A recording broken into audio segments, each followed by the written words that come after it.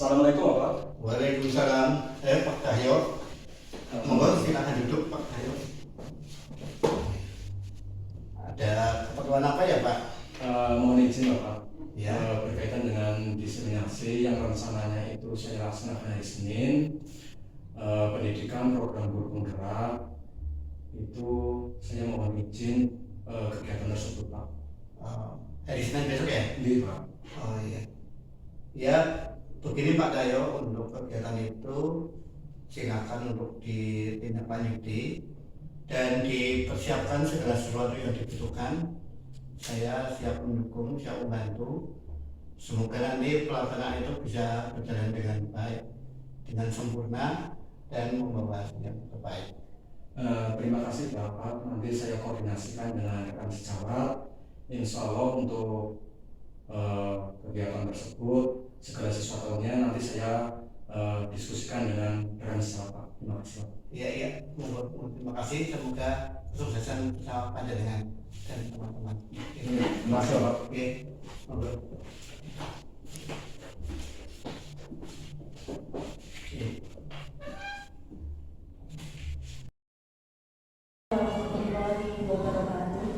Waalaikumsalam warahmatullahi wabarakatuh. Yang terhormat Bapak Utu Suhartono selaku Kepala SD Negeri 2 Karangtengah.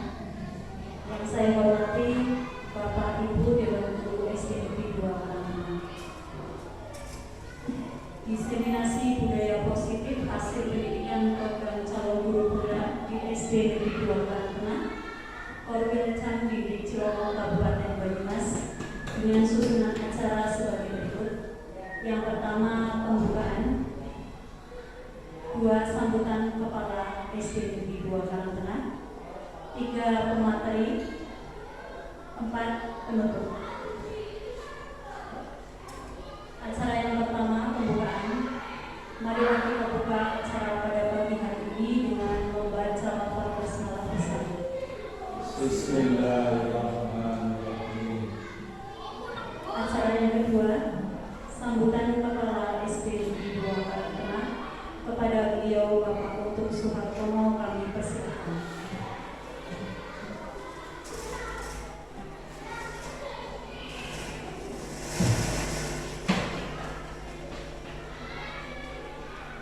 Terima kasih kepada saudara pembawa acara. Assalamualaikum warahmatullahi wabarakatuh. Waalaikumsalam. Bapak Ibu yang kami hormati, terima kasih atas waktu yang diberikan kepada diri saya untuk memberikan sambutan dalam acara diseminasi belajar budaya positif yang akan disampaikan oleh rekan kami Bapak Nur Cahyon Triadidin sebagai tugas untuk untuk guru penggerak. Bapak Ibu yang kami hormati, program pendidikan guru penggerak, maaf ini kami sambil dulu, adalah program pendidikan kepemimpinan bagi guru untuk menjadi pemimpin pembelajaran, dan diharapkan guru yang mengikuti seleksi calon guru penggerak tetap memantau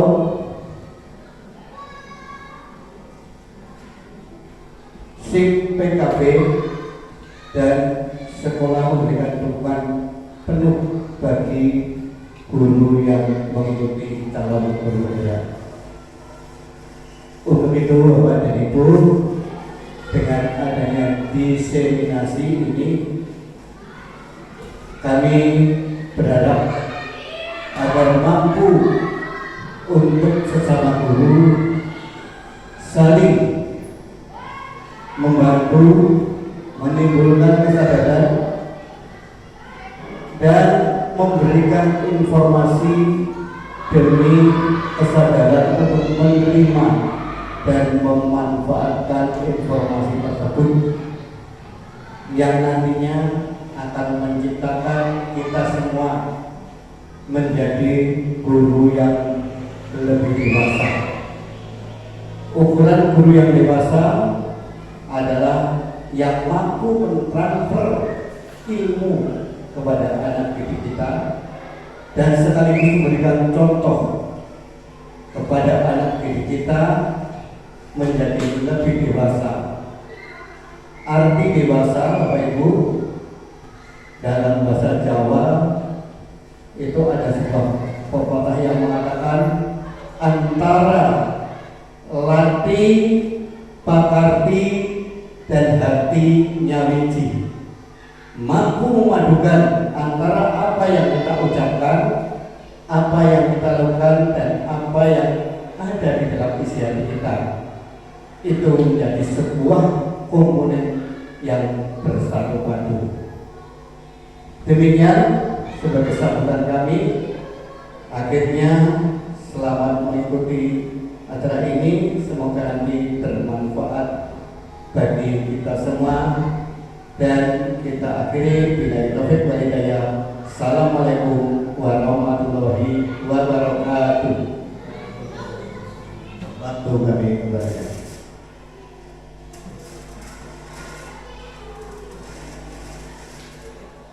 Terima kasih. Acara yang selanjutnya yaitu pemateri kepada beliau Bapak Nur Cahyo Trihadidin, kami persilakan.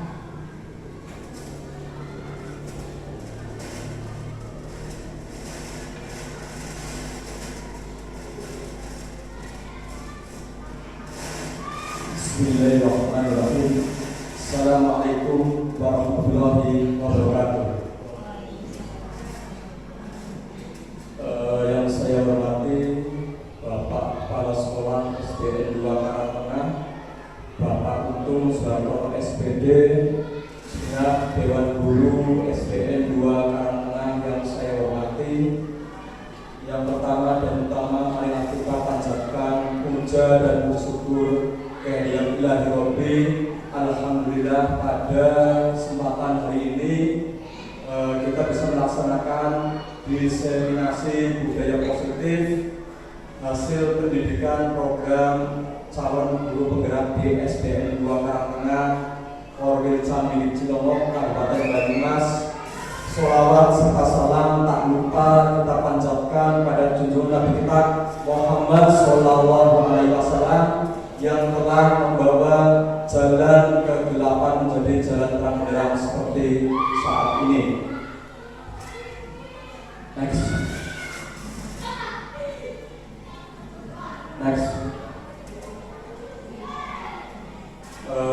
Izinkanlah saya untuk memperkenalkan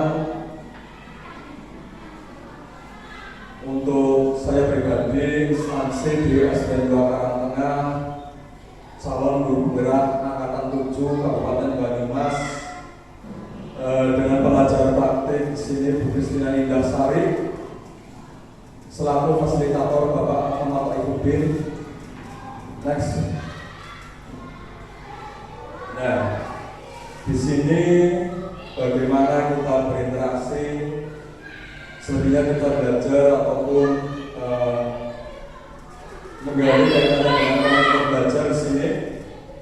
Pada kesempatan siang hari ini, yang pertama kita membuka diri terhadap perbedaan dalam berpendapat, bertanya, dan berbagi pengalaman.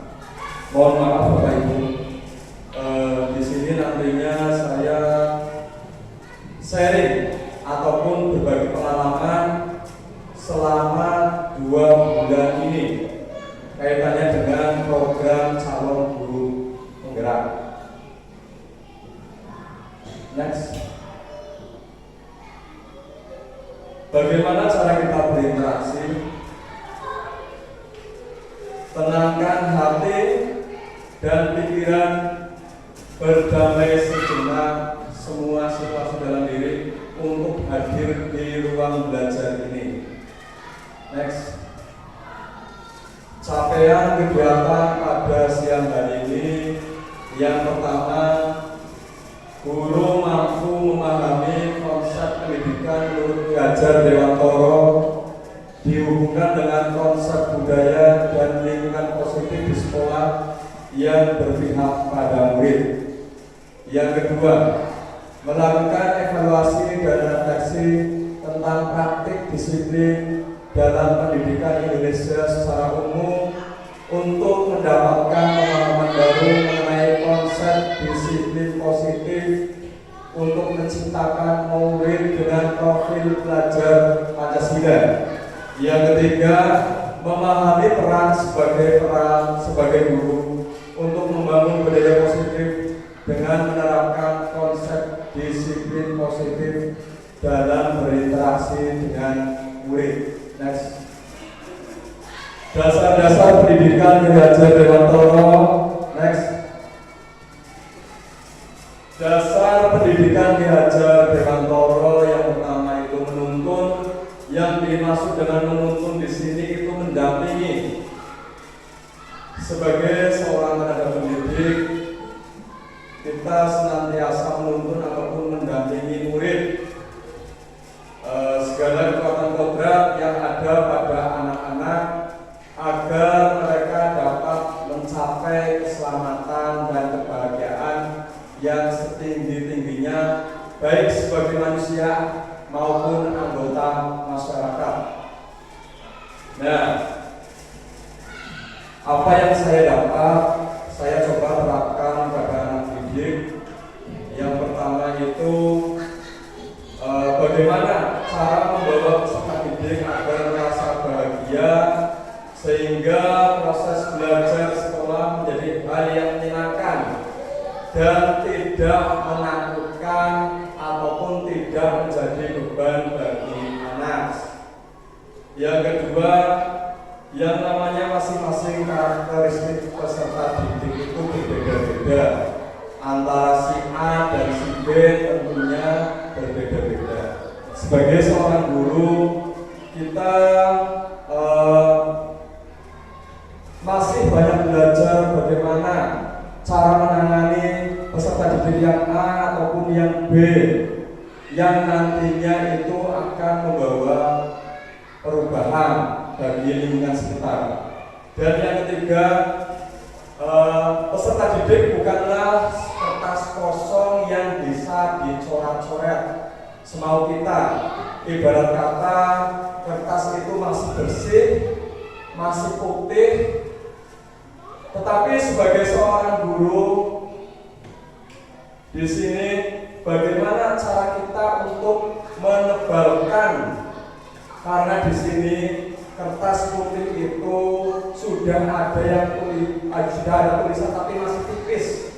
Nah, sebagai seorang guru tadi saya sampaikan juga bagaimana cara kita menebalkan agar tulisan itu bisa jelas. Seperti itu Bapak Ibu. Next.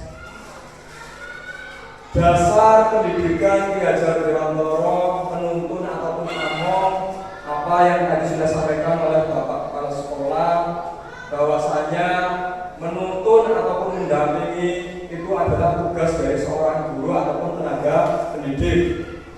Yang pertama, sebagai seorang guru itu harus ingarso sunggulodo. Yang kedua, sebagai seorang tenaga ataupun sebagai seorang guru ataupun tenaga pendidik, yang kedua itu ingmadyo manungkoso. Dan yang ketiga, tutwuri handayani. Next. Yang dimaksud dengan ingarso sunggulodo di sini, guru itu harus memberikan teladan ataupun tindakan yang baik, memberikan contoh, memberikan budi pekerti di sini, ya, agar peserta didik itu bisa menjadi anak ataupun penerus nantinya yang baik. Terus yang kedua, ingmadyo manungkoso, saat berada di antara peserta didik, guru bisa menciptakan ide. Mohon maaf Bapak Ibu di sini. Kebetulan saya pribadi adalah sebagai seorang guru mapel. Selebihnya kaitannya dengan guru mapel itu nanti saya jelaskan kaitannya dengan peralatan ataupun permainan tradisional yang saya jelaskan. Yang dimaksud ide di sini adalah ide itu gagasan. Yang ketiga, tutwuri handayani. Dari belakang guru memberikan arahan ataupun dorongan kepada peserta didik. Next. Dasar pendidikan Ki Hajar Dewantara. Yang pertama itu merdeka batin, merdeka lahir. Yang dimaksud di sini merdeka batin itu merdeka itu sama halnya dengan istilah bebas, tapi bebas yang diarahkan Bapak Ibu sini ya, mohon maaf. Merdeka batin dulu, nantinya merdeka lahir juga akan mengikuti.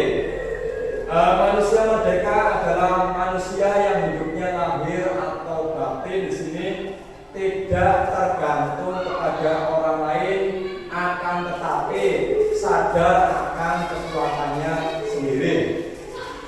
Maksud pengajaran dan pendidikan yang berguna untuk kehidupan bersama di sini, memerdekakan manusia sebagai bagian dari persatuan rakyat. Nah, dasar pendidikan Ki Hajar Dewantara. Bermain adalah salah satu kodrat anak. Iya. Pada dasarnya untuk anak sendiri, baik apalagi di sekolah dasar, itu tidak lepas kaitannya dengan bermain. Bermain yang seperti apa? Kita sebagai seorang guru hendaknya mengarahkan. Yang kedua, pikiran, perasaan, kemauan ataupun tenaga di sini yang nantinya akan membawa cipta, rasa ataupun karya selanjutnya pekerti ataupun budi pekerti. Itu pun sudah ada pada diri anak. Permainan anak dapat menjadi bagian pembelajaran di sekolah. Mohon maaf Bapak Ibu, di sini dicontohkan kaitannya dengan congklak. Untuk congklak sendiri itu bisa dimasukkan dalam pembelajaran matematika. Itu pun bisa dimasukkan dalam pembelajaran yang lain. Congklak selebihnya anak itu bisa berhitung, terus bisa belajar yang namanya strategi. Nah, itu pun sudah mulai saya kenalkan ketika pembelajaran. Yang kedua di sini saya contohkan permainan gobak sodor. Nah, permainan gobak sodor Untuk anak-anakku di sini alhamdulillah sudah saya kenalkan. Itu anak bisa belajar yang pertama tentang nilai. Iya, nilai di sini belajar yang namanya nilai kerjasama, nilai kekompakan, begitu juga strategi. Untuk strategi di sini bisa dimasukkan dalam program Sordo. Next. Yang selanjutnya ataupun yang ketiga itu pendidikan yang berpihak pada anak ataupun peserta didik. Nah, yang dimaksud pendidikan yang berpihak pada anak bebas dari segala ikatan, dengan suci hati mendekati sang anak bukan untuk meminta sesuatu hak, melainkan untuk berharga pada anak ataupun peserta didik. Pendidikan harus terletak di dalam panduan ibu bapak guru, karena hanya dua orang inilah yang dapat berhamba pada anak dengan semurni-murninya, dengan seikhlas-ikhlasnya, sebab cinta kasihnya kepada anak boleh dibilang cinta kasih yang tak terbatas. Perlu Bapak Ibu tahu di sini, yang dimaksud semurni-murninya ataupun seikhlas-ikhlasnya sebagai seorang guru, tentunya Bapak Ibu tahu antara kelas 1, kelas 2, kelas 3, kelas 4 sampai dengan kelas 6 yang masing-masing anak itu membawa karakteristik yang berbeda-beda. Nah, dari sini kita banyak belajar ataupun memahami. Sebagai seorang guru tentunya tidak bisa membedakan sini. Sama halnya di sini ada beberapa anak yang super aktif ataupun super segalanya. Bagaimana tugas kita sebagai seorang guru atau seorang pendidik untuk mengarahkan anak tersebut sesuai dengan minat dan bakat. Ya, selebihnya untuk Bapak Ibu news breaking biar tidak ngantuk, mohon maaf Bapak Ibu sekalian. Selebihnya nanti ketika saya bilang Topi, saya, Bunda, ya mohon maaf ya, di sini ada guru kelas 1 ya. Selebihnya untuk bareng-bareng nanti ketika saya bilang Topi, saya, Bunda, Topi, saya, iya bareng-bareng nanti kita bernyanyi bareng-bareng biar tidak ngantuk semuanya. Mohon maaf Bapak Ibu, kita mulai dari dengan 1, 2, 3. Topi, saya, Bunda, Topi, saya. Kalau tidak Bunda, bukan Topi saya. Iya, terima kasih Bapak Ibu. Alhamdulillah pada siang hari ini untuk Bapak Ibu masih semangat. Selanjutnya untuk next, budaya positif. Ya, untuk budaya positif Bapak Ibu, sebenarnya kita belajar yang namanya pada tahapan bagja. Nah, pada tahapan bagja akan tumbuh kebiasaan yang disebut dengan budaya positif, sehingga menimbulkan rasa nyaman pada murid yang menumbuhkan kesadaran dirinya untuk berpikir dan bertindak, sehingga menjadi murid yang mandiri dan bertanggung jawab. Hal ini sebagai proses menciptakan kemerdekaan dirinya. Bagja, B-nya itu buah pertanyaan. Mohon maaf Bapak Ibu. A-nya itu ambil pelajaran, G-nya itu gali impian, J-nya itu jabatan rencana, dan A-nya itu atur eksekusi.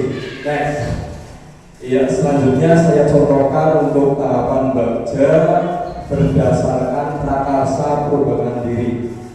Nah, di sini saya contohkan itu masker.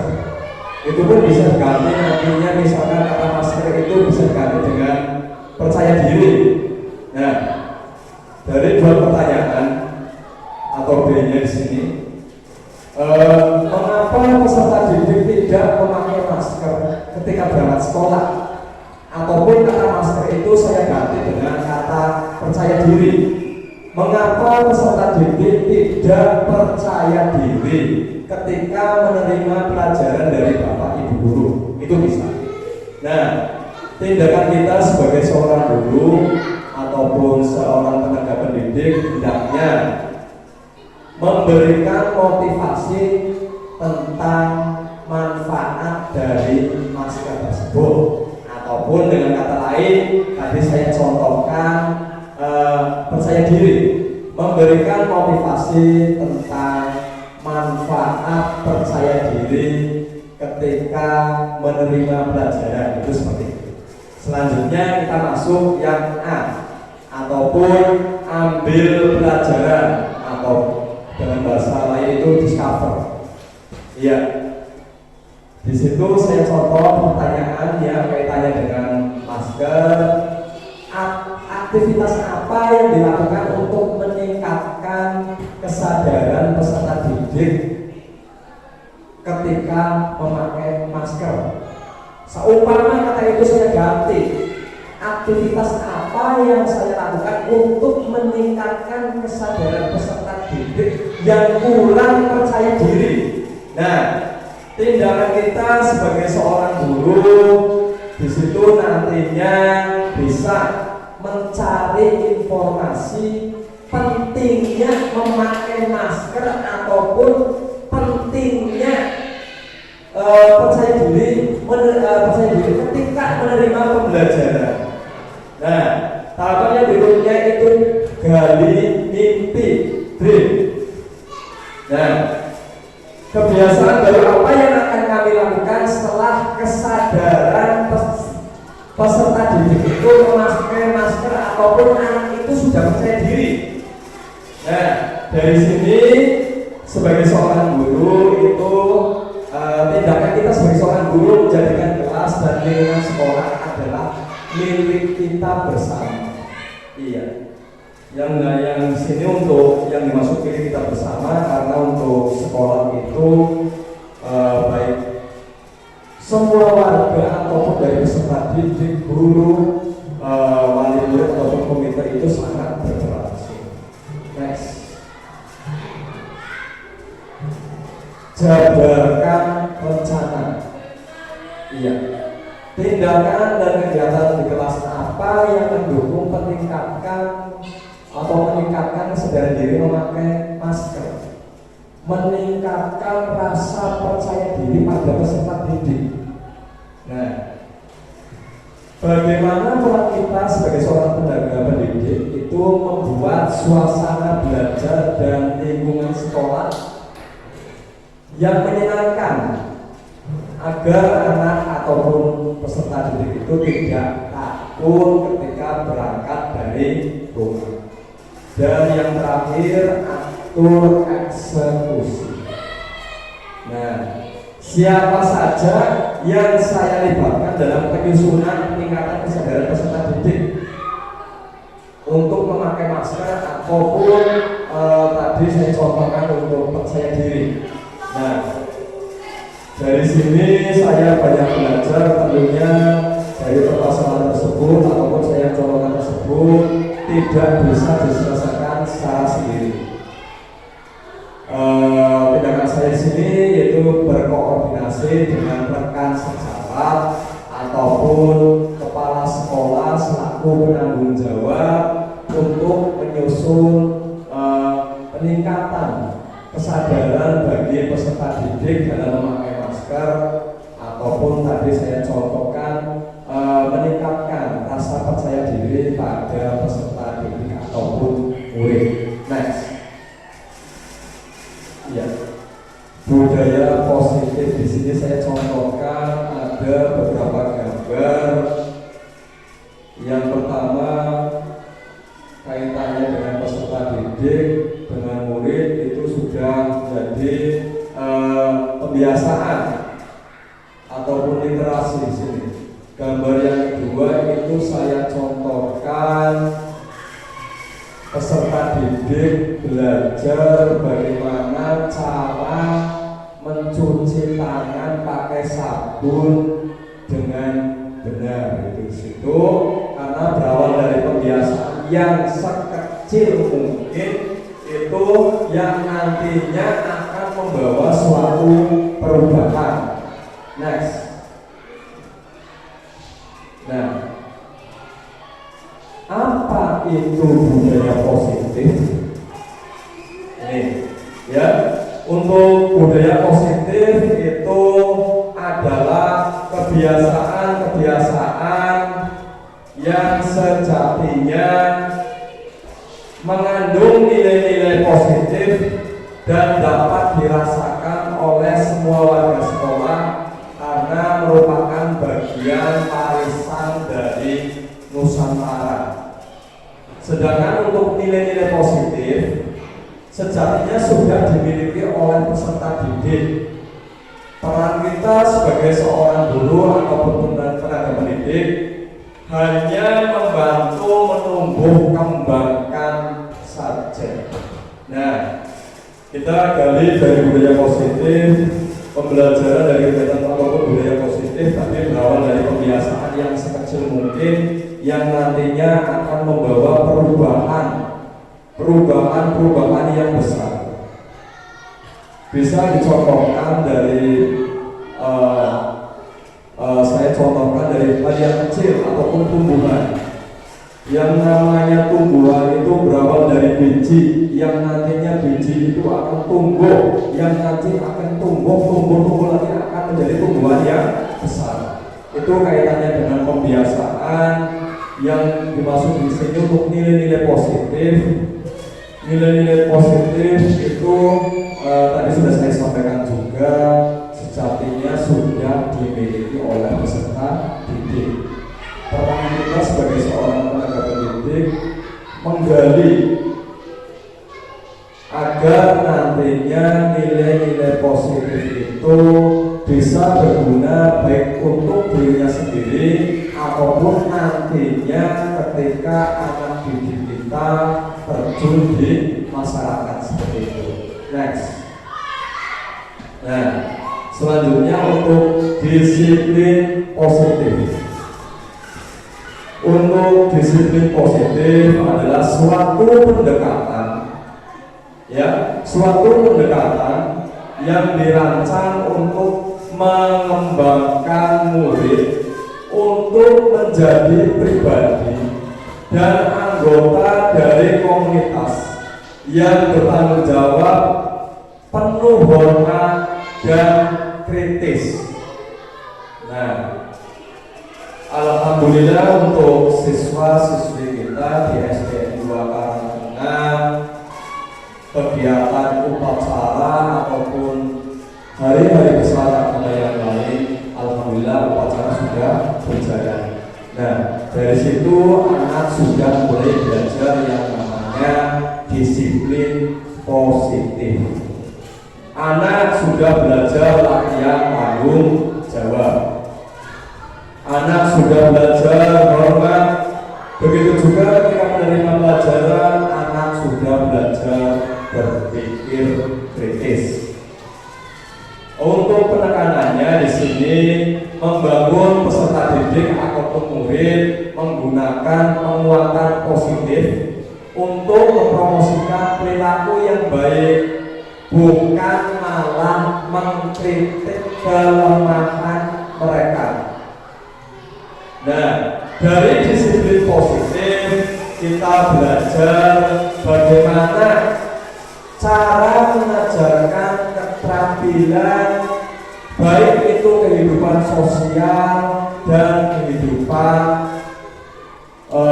yang lain, dengan cara menghormati tidak hanya bagi murid tetapi juga untuk orang dewasa. Next, motivasi perilaku manusia. Alhamdulillah di sekolah kita termasuk sekolah yang rindang. Di situ saya contohkan ada 3 anak yang sedang belajar kaitannya dengan disiplin positif.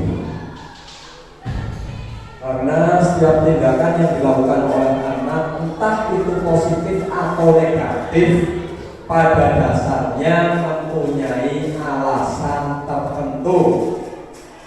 Alasan itulah yang pada akhirnya disebut sebagai pemenuhan kebutuhan dasar. Next. Nah, kebutuhan dasar bagi peserta didik ataupun murid. Apa saja kebutuhan dasar bagi peserta didik atau murid yang perlu kita ketahui? Yang pertama, bertahan hidup. Mohon maaf Bapak Ibu untuk kaitannya dengan bertahan hidup, karena kebutuhan yang bersifat fisiologis untuk bertahan hidup, misalnya itu kesehatan, rumah, ataupun makanan. Yang kedua itu cinta dan kasih sayang. Anak-anak yang memiliki kebutuhan dasar kaitannya dengan cinta dan kasih sayang yang tinggi biasanya ingin disukai dan diterima oleh lingkungannya. Nah, di sini mereka akrab dengan orang tuanya. Orang tua yang dimaksud di sini orang tua ketika di sekolah kita sebagai bapak ibu guru, orang tua sebagai ataupun ketika di rumah itu bapak ibu paling murid. Biasanya mereka belajar karena suka pada gurunya. Bagi mereka teman sebenarnya sangatlah penting. Mereka juga biasanya suka bekerja dalam kelompok. Yang berikutnya adalah kebebasan. Nah, kebebasan di sini itu anak-anak ataupun murid dengan kebutuhan kebebasan yang tinggi, menginginkan pilihan, mereka perlu banyak bergerak, suka mencoba-coba, tidak terpengaruh orang lain, dan senang mencoba hal baru.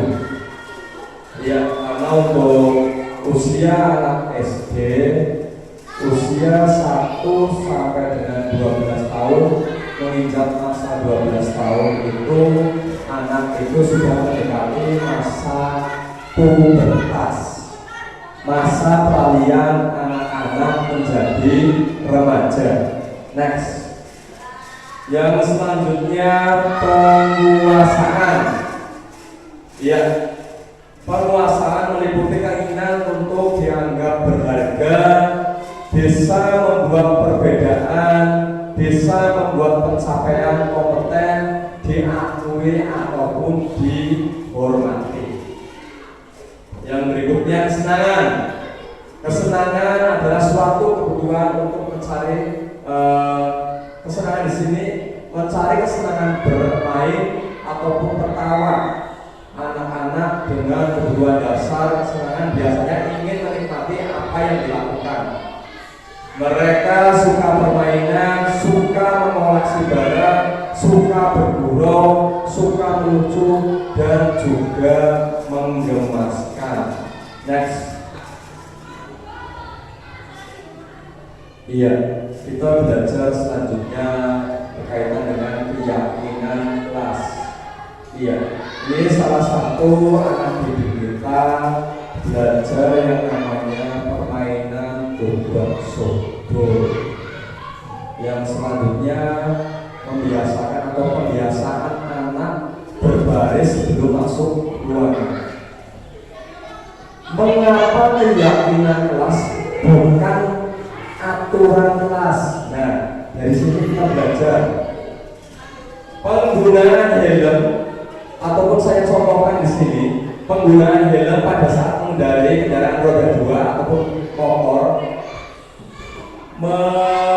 Kemungkinan menurut Bapak Ibu jawabannya adalah untuk keselamatan. Nah, nilai-nilai keselamatan ataupun kesehatan inilah yang kita sebut sebagai suatu keyakinan. Nah, sekali lagi untuk kita belajar kaitannya dengan keyakinan di sini. Ya, tadi saya contohkan helm. Mungkin dari jawaban dari Bapak Ibu di sini helm itu untuk keselamatan. Nah, nilai-nilai keselamatan ataupun kesehatan inilah yang disebut sebagai suatu keyakinan, yaitu nilai-nilai kebajikan ataupun prinsip-prinsip universal yang disepakati bersama, lepas dari latar belakang negara, bahasa ataupun agama. Suatu keyakinan akan lebih memotivasi seseorang guru dalam ataupun dari intrinsik, dari dalam sini akan lebih bergerak bersemangat untuk menjalankan keyakinannya daripada hanya sekedar mengikuti serangkaian peraturan. Mereka perlu mendengarkan dan mendalami tentang suatu keyakinan. Harus berlaku begini ataupun begitu. Next.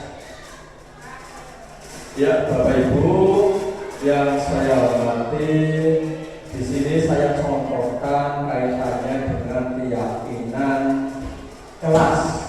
Ini saya contohkan keyakinan di kelas 3. Iya. Itu yang pertama, anak itu memakai masker dan cuci tangan sebelum masuk kelas. Ya, tadi pun sudah saya contohkan ada beberapa gambar anak yang belajar untuk mencuci tangan pakai sabun yang benar. Yang kedua, berbaris ketika pagi sebelum masuk kelas. Nah, dari situ anak ataupun murid meminta kelas yang gurunya dekat dengan murid.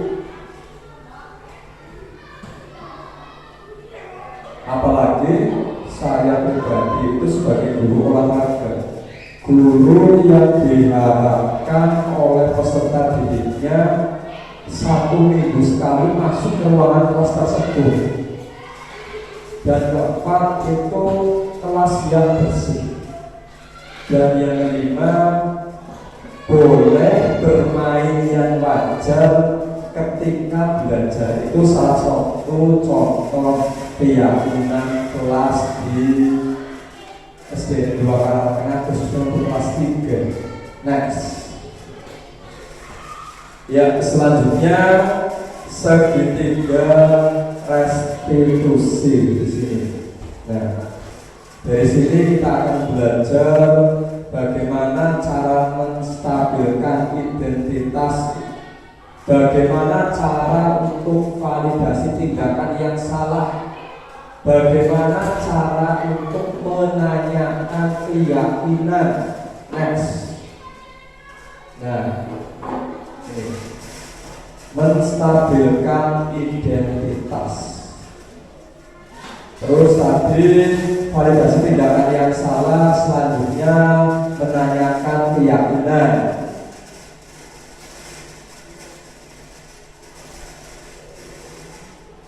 Nah, dari sini kamu tentu punya alasan mengapa melakukan itu. Nah, adakah cara yang lebih efektif untuk mendapatkan yang kamu butuhkan? Nah, lanjut, next. Menstabilkan identitas. Di sini saya contohkan Jika anak berbuat salah, maka ada kebutuhan dasar mereka yang tidak terpenuhi. Bagian dasar segitiga restitusi memiliki tujuan untuk merubah orang yang gagal karena telah berbuat kesalahan menjadi orang yang sukses. Kita harus mampu meyakinkan mereka dengan mengatakan kalimat seperti yang pertama, tidak ada manusia yang sempurna. Saya juga pernah melakukan kesalahan seperti itu. Ketika seseorang dalam kondisi emosional, maka otak tidak akan berpikir secara rasional. Saat inilah kita sebagai seorang guru menstabilkan identitas anak. Murid dibantu untuk tenang mencarikan solusi ataupun penyelesaian masalah tersebut. Next.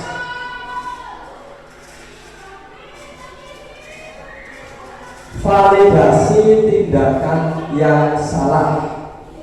Validasi tindakan yang salah yaitu memahami kebutuhan dasar yang mendasari tindakan anak berbuat kesalahan. Nah, tindakan manusia baik ataupun buruk pasti memiliki maksud dan tujuan tertentu. Ketika kita menolak anak yang berbuat salah, dia akan tetap dalam masalah. Yang diperlukan adalah kita memahami alasan melakukan hal tersebut sehingga anak merasa dipahami. Next. Menanyakan keyakinan, menyatakan bahwa pada dasarnya kita termotivasi secara internal. Ketika langkah 1 dan 2 sukses dilakukan, maka anak akan siap untuk dihubungkan dengan nilai-nilai yang dipercaya dan berpindah menjadi orang yang dia inginkan. Penting bertanya pada anak tentang kehidupan nanti yang dia inginkan ketika mereka sudah menemukan gambaran masa depannya. Di sini guru itu membantu untuk tetap fokus pada gambarannya. Next. Ya, dari situ kita belajar manfaat segitiga restitusi. Dalam praktik segitiga restitusi, seorang tenaga pendidik dapat mengambil posisi kontrol yang tepat. Apakah kita sebagai teman ataupun sebagai penghukum membuat orang merasa bersalah, pemantau atau bahkan sebagai manajer? Next. Iya. Nih. Sebagai seorang tenaga pendidik tentunya kita tidak lepas dari yang namanya penghukum. Nah, penghukum yang dimaksud di sini, seorang penghukum bisa menggunakan hukuman fisik ataupun verbal. Contoh di sini, ya, patuhi aturan saya. Awas, kamu selalu saja salah. Selalu, pasti selalu yang terakhir selesai. Tanpa sadar kita sebagai seorang guru itu sebagai penghukum, ya, di sini. Terus yang kedua,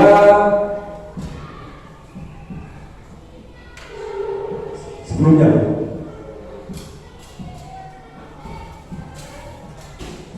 ya, membuat orang merasa bersalah.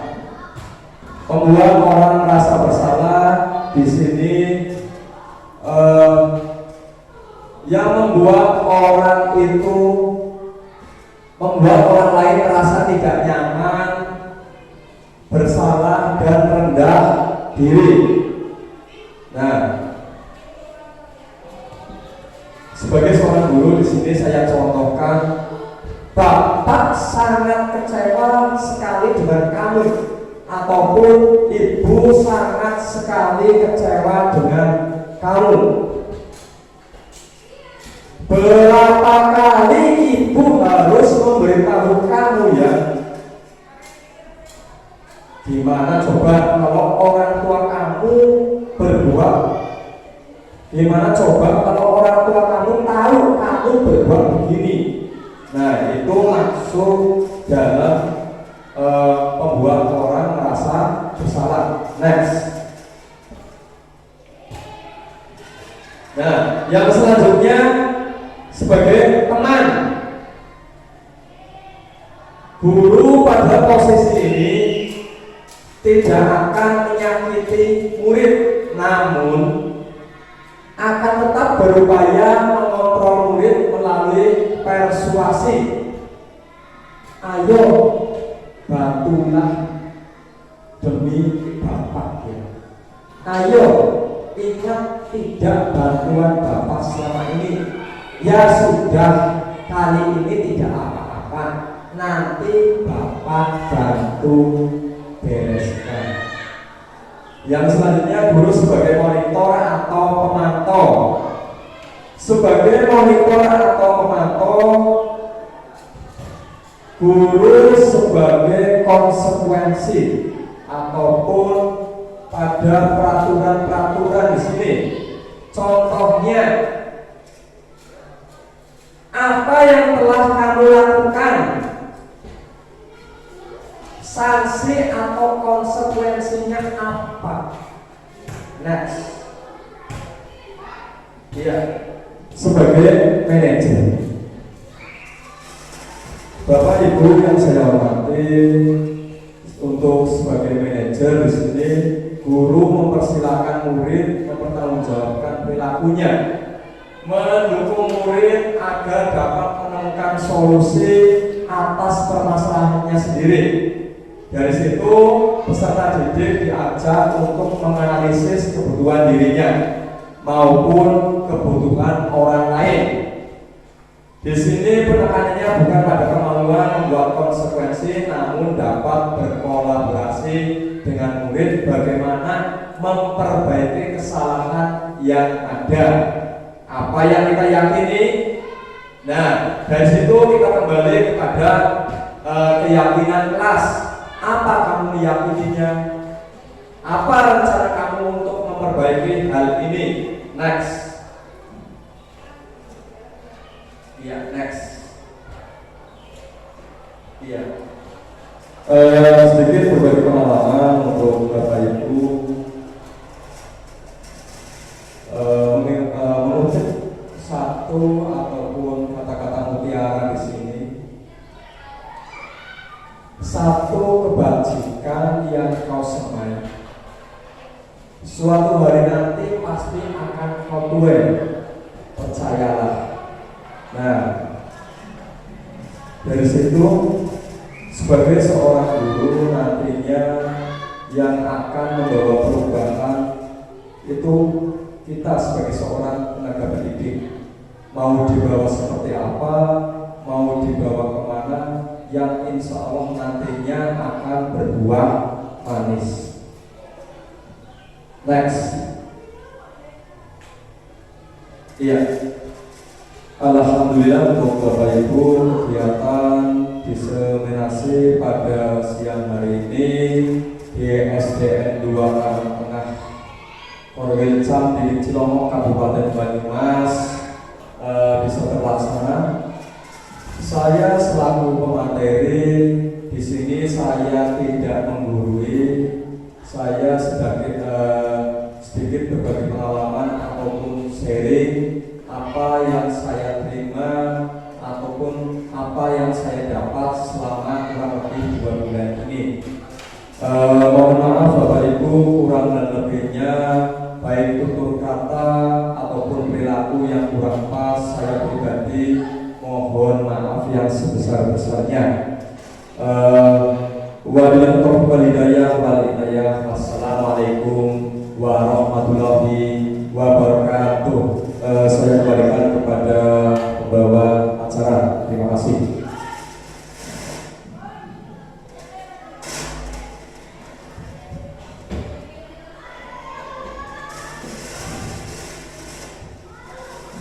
Terima kasih.